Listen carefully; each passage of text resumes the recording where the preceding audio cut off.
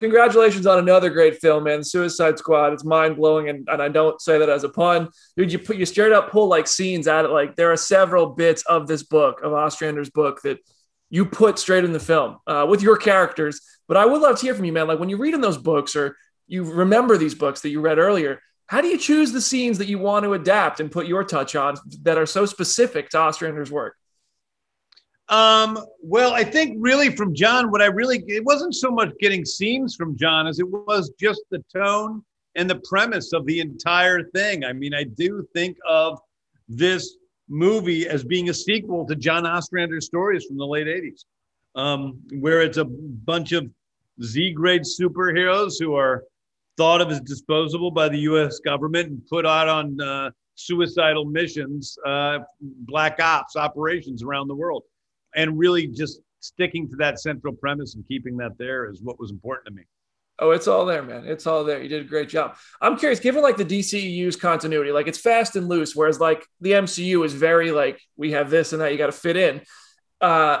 You didn't contradict anything that has happened in the DCEU before, but I obviously also don't really strive to be like, hey, we are a sequel.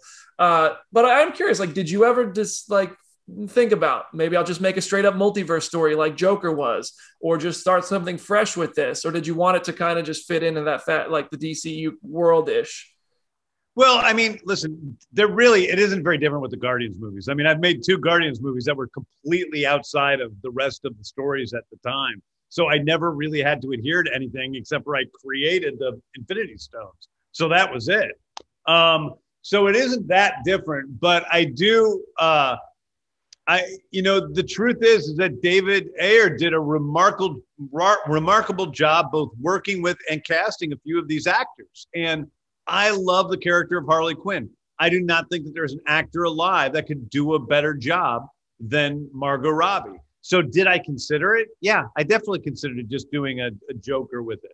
But I like the idea of using some of these fantastic talents that were in the first movie and kind of moving ahead with them. And I love Joel. I love Viola. I mean, who's better than that, And Jai, I love all those actors. So I wanted to work with them. From here, you're going back to Guardians 3. And I'm so curious because you did anything you wanted with the Suicide Squad. There seems to be no limits on what you could do. And then the Guardians were also a part of this crazy story in Endgame while you were telling your crazy story on the Suicide Squad. When you go back to that, is it almost going to be a feeling of like reeling it in? Like, do you feel like you're like, what is that transition like for you? Listen, it's Guardians movies are just different. It's just using a different part of my brain in some ways. I mean, Guardians movies are more geometric. Like this Guardians in particular is just gigantic.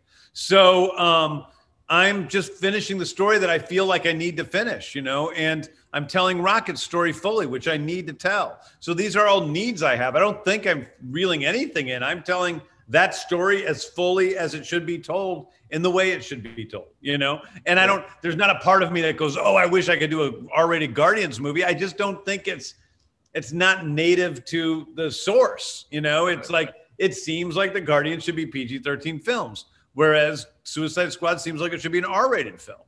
Yeah. So it's just different things.